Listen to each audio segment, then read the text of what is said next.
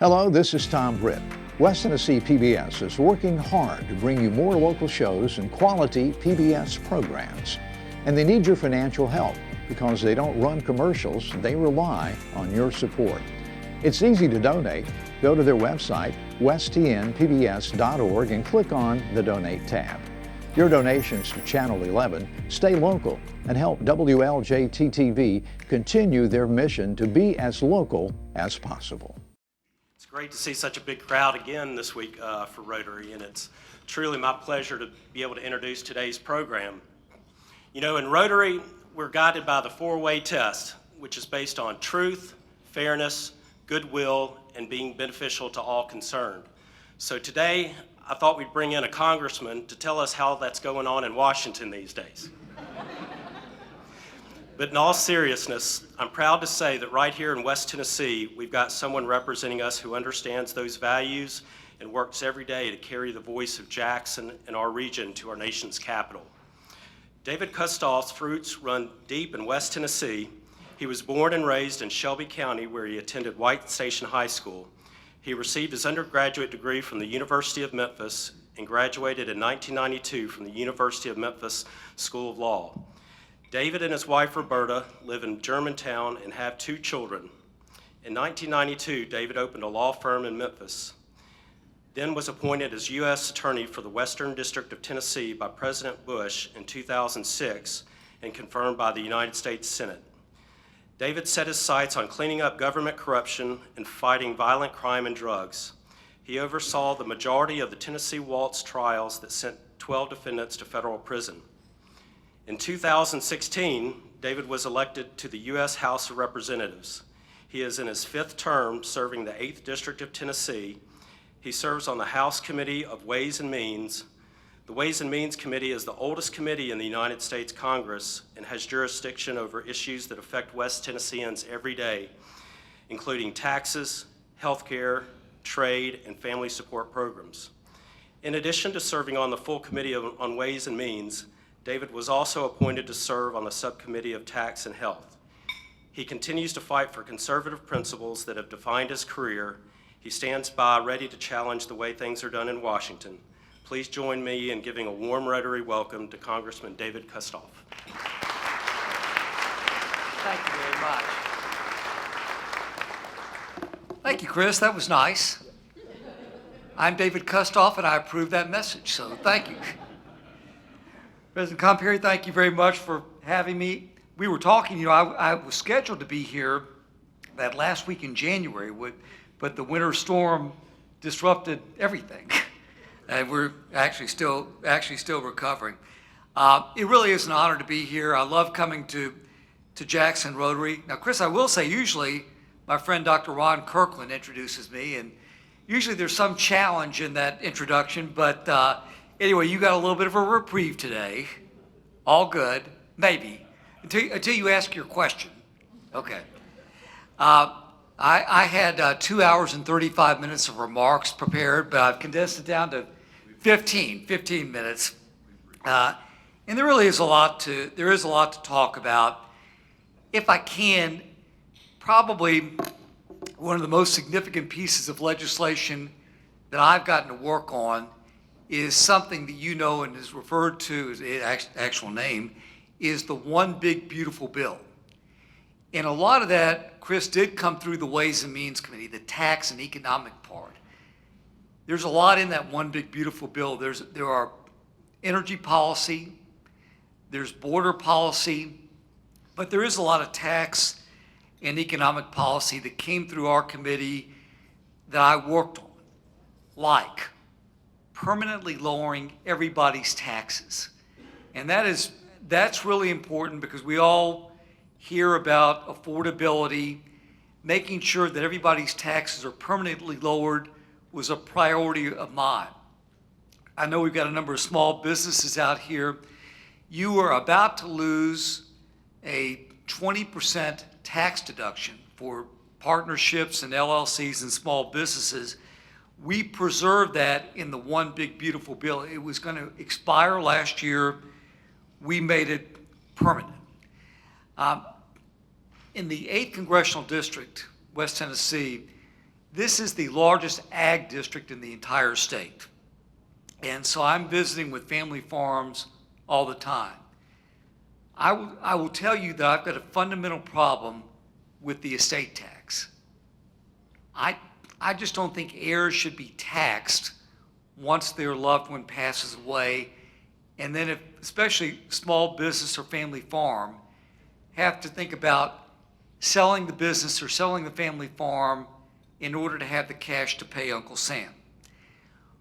We didn't get rid of the estate tax, but we created a very high exemption for estate taxes. So if with the death of one spouse, you're now granted a $15 million exemption, two spouses, $30 million. And that will protect a lot of family farms and small businesses, not only across West Tennessee, but across the nation. We restored full expensing in the One Big Beautiful Bill. Research and development. So we're giving businesses who want to build and create right here in the U.S. A big deduction with R&D, with research and development. No tax on tips. No tax on overtime. We give Social Security beneficiaries now a $6,000 deduction in the One Big Beautiful Bill. It is all about letting people keep more of their hard-earned money in their back pocket rather than paying it over to Uncle Sam. That no tax on tips and no tax on overtime, by the way, that really does kind of debunk some of the talk that this is only meant for the wealthy. I've heard firsthand from people about how no tax on tips and no tax on overtime benefits them. We actually did a field hearing a few weeks after we passed the One Big Beautiful Bill, and one of the witnesses at the hearing was a driver from DoorDash, which, they make their money on tips. And she talked about how her husband is a cancer patient. She's the only one making a living, and how no tax on tips is really going to add to her household income. And that was good to hear. By the way, if you're in the market for a new car, an American-made car, you can now, with the One Big Beautiful Bill, deduct that money that you're paying in interest on your car loan, if it's American-made, from your taxes. I think that's really important. I talked a moment ago about our agriculture community here in West Tennessee and across the nation. The one thing that I heard last year, especially from those who had been farming for more than 40 years, was they expected last year to be the most challenging year that they've had since the early 1980s. A lot of reasons. And we took that to heart.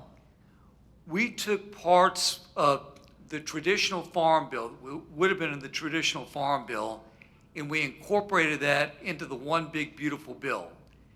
At the same time, and I'm glad about this, the House Agriculture Committee has gotten the Farm Bill 2.0 out of their committee in the last month or so. It was a bipartisan vote, 34-17.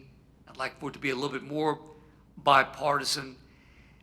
The House Ag Chairman, G.T. Thompson, has told us he'd like to have the Farm Bill for a vote on the floor of the House of Representatives by the summertime. So that's good. When I talk about the ag community, two bills that I've worked on, one that I authored, one is the Grown in America Act. And what this bill does is it creates a tax incentive for businesses to purchase from American producers rather than rely on imports. I think that's important. That encourages American production, it gives a deduction, and I think that's a win-win. Another bill that I've worked on with some of my colleagues that I'm an original co-sponsor of is the Buying America Cotton Act. Same premise, really to encourage the purchase from American producers. Now, if I can, a couple of other topics that I think are very timely. And I tried to anticipate questions. We all know that Iran is moving very fast and in real time. Let me, if I can, for the junior Rotarians who are here, and maybe some people who don't remember the late 1970s and early 1980s. At one time, Iran was a much different country than it is today. It wasn't governed by radicals. 2% of the country dominating 98% of the country. You know, when the Shah of Iran was essentially overthrown in 1979, and radicals took control of Iran, they captured a number of our citizens who worked at the embassy and who were American citizens in Iran, and they held them, the Iranians, captive for 444 days. And eventually, ironically, on the day that President Reagan was sworn into office, January 20th, 1981, those hostages were released by the radicals, by the Ayatollah. They have been a state sponsor of terrorism for 47 years.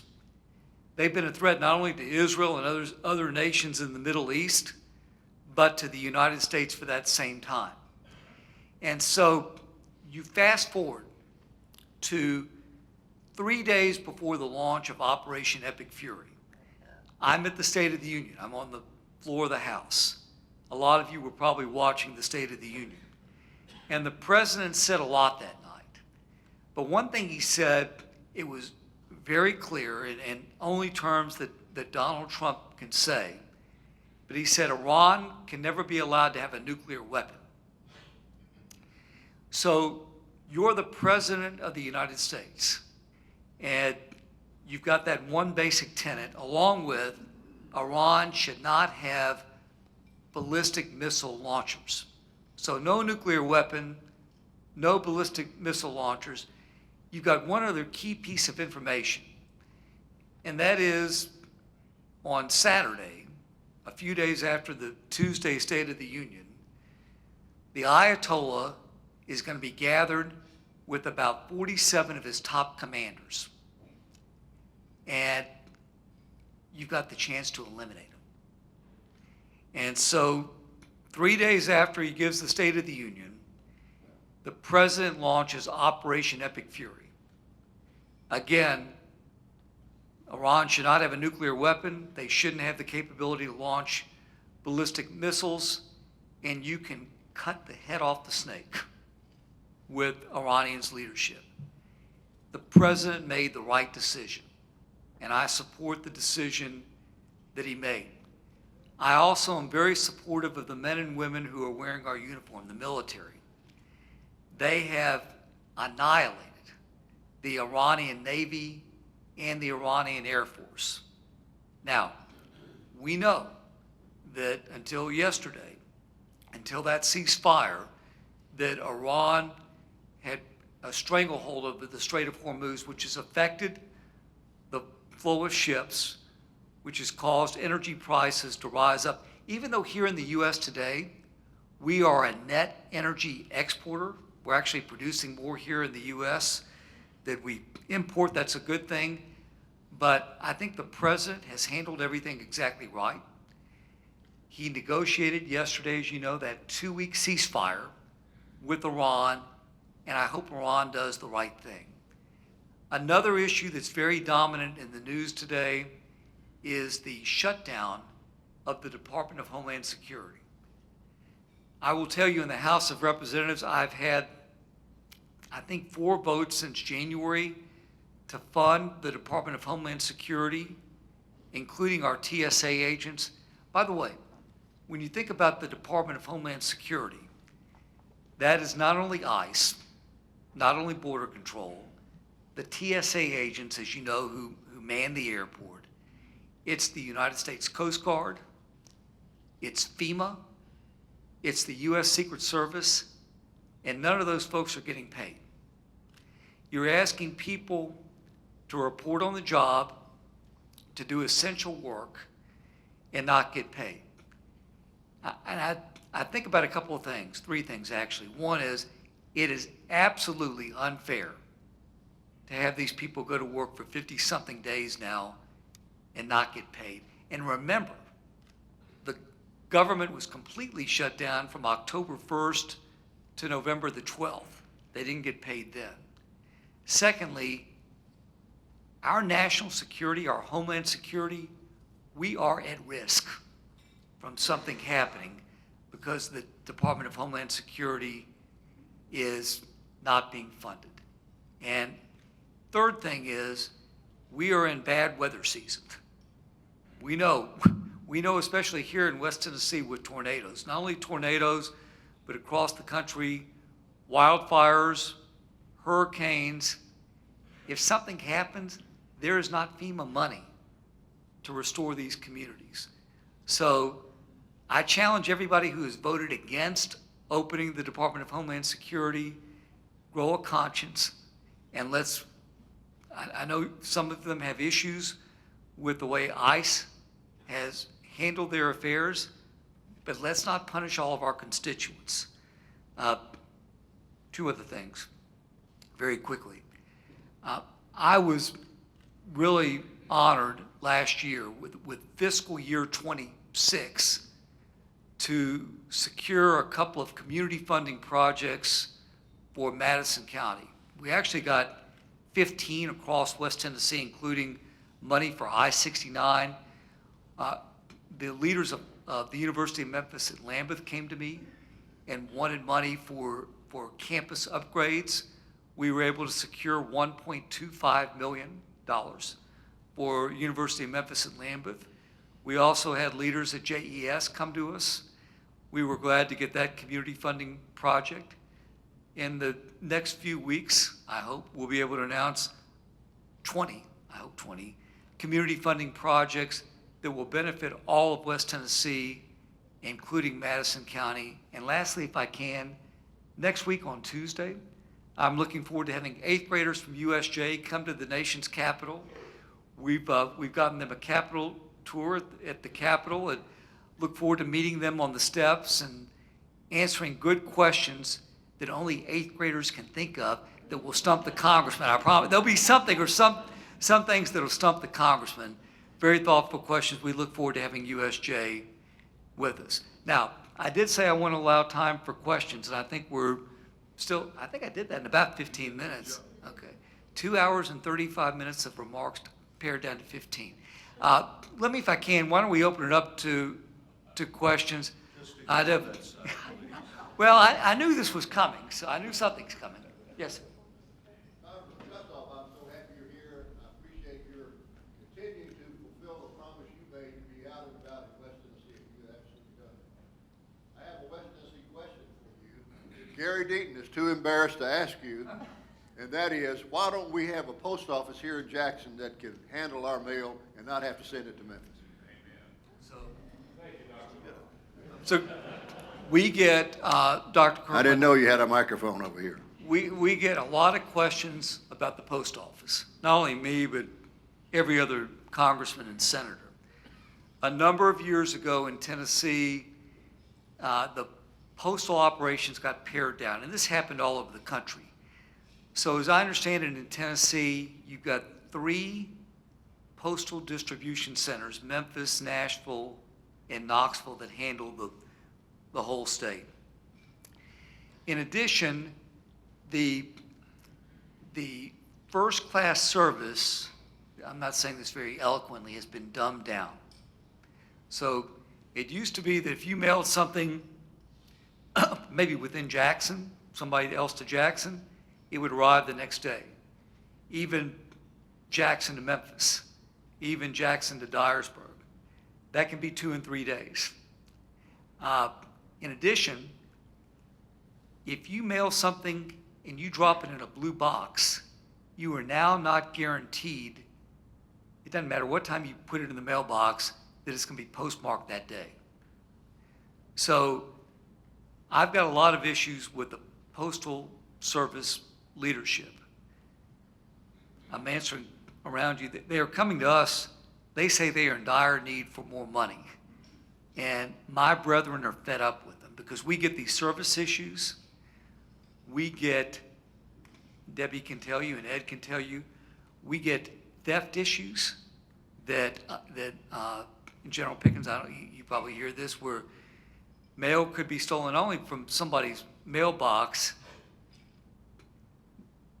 I shouldn't say, but something happens, and there could be postal service employees or contractors who may have some involvement. Check washing, for example, where a check is stolen from the mail, it's washed, somebody else's name is written, a different dollar amount, and it bothers me when that happens to my constituents. It bothers me when it happens when there are government checks that are washed, and instead of, John Jones' name, then Mary Smith's name is inserted, and it's a fraud on the taxpayer. This is real stuff that's happening. So it would be great to have that postal center in Jackson, but that's not the way the Postal Service is moving. This is 30,000 feet.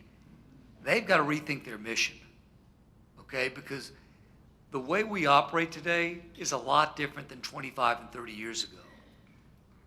I bet every single one of you doesn't write nearly the number of checks that you wrote 5 and 10 years ago. You're doing it online, you're paying your bills online, you're Venmoing money, you're doing whatever. And that takes traffic away from the post. What does the United States Post Office want to be, and who do they want to serve? I've got a number of rural communities, they depend on the post office. They depend on the post office for their medication, what have you. And so it's a big picture, item, but I don't see nationwide the Postal Service creating new distributions, and I'm just being very candid with you. It's a problem. Yes, sir. All of that happened 29 years when I left. Say that one more time. I said, all of that happened, all that the bad stuff happened after I left 29 years ago. I believe that. I do believe that. Other questions? Jimmy, hang on, Gary. Let me go to Jimmy, and then we'll go to Gary. Yeah, let's take it first. Congress, Phil Donahue, Oprah Winfrey. I've known you a long time, David, and appreciate you being here and your service to the United States Congress.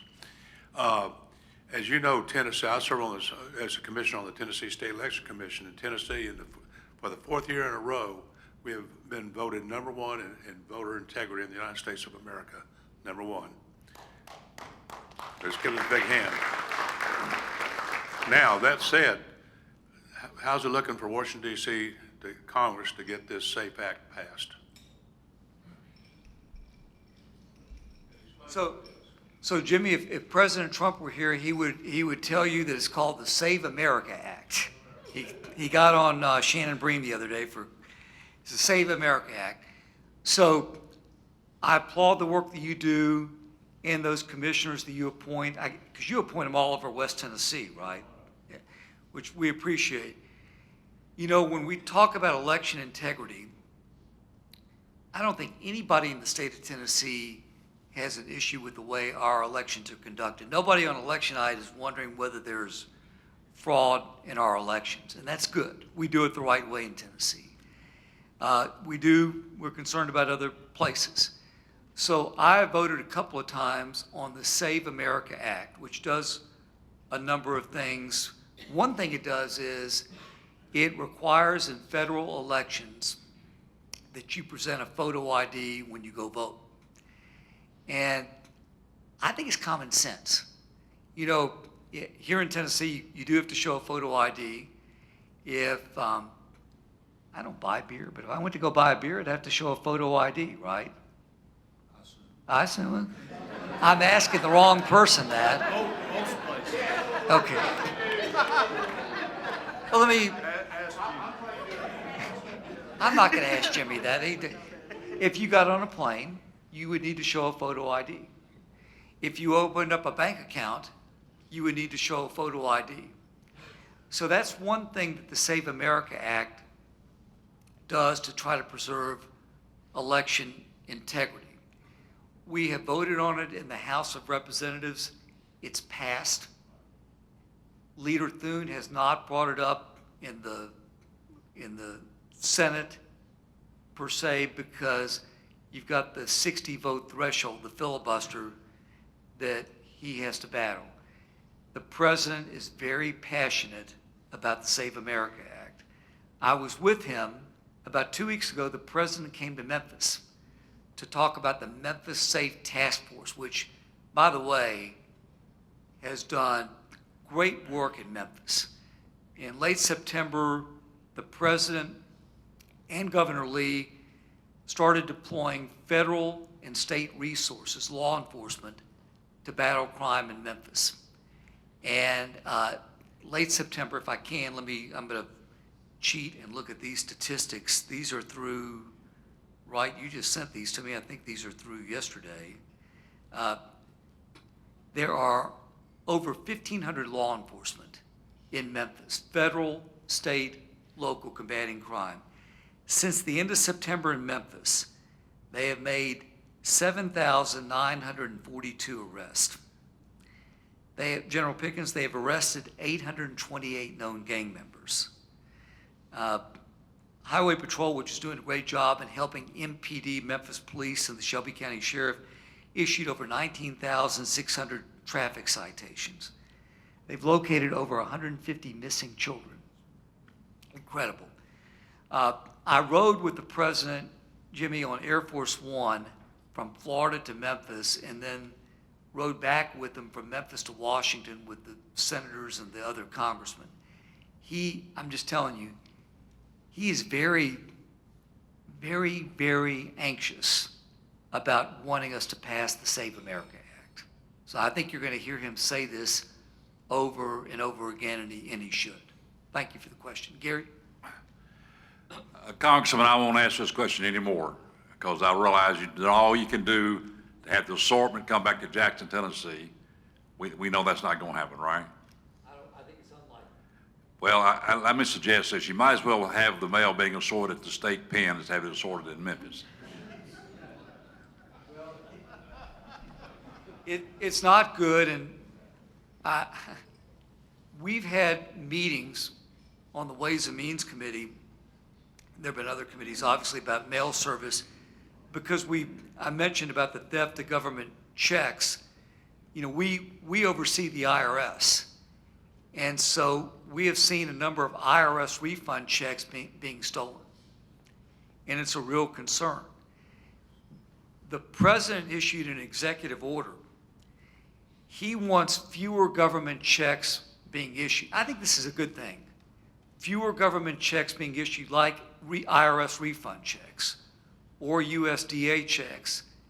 Let's have them direct deposited to people. It makes sense for a number of reasons. One is it's a lot faster than the Postal Service. Two, you don't have the security issues that you do with theft of checks. Three, from a taxpayer perspective, it's going to cost less to make that direct deposit from government agency to taxpayer or farmer or whoever's entitled to the government check, rather than printing a check, putting it in an envelope, putting postage on that envelope, and having it go through the system. It's a win-win-win-win. So I think the president, I said they're going to rethink their mission.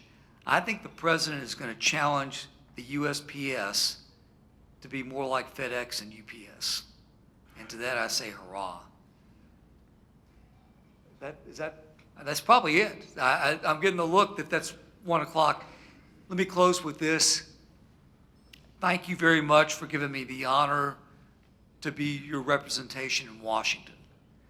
Because when I'm voting, I'm channeling you how do you want me to vote? And I realize that I'm your voice. I'm your voice when I'm speaking on the floor of the House. I'm your voice when I'm giving an interview to CNN or whomever, maybe to Brandon Shields, and trying to convey what you want me to say and to look for the right solution. May God bless you all. Thank you very much. The program you've been watching was made possible through the generous financial support of West Tennessee PBS viewers like you. Please visit westtnpbs.org and make a donation today so that we can continue to make local programs like this possible. Thank you.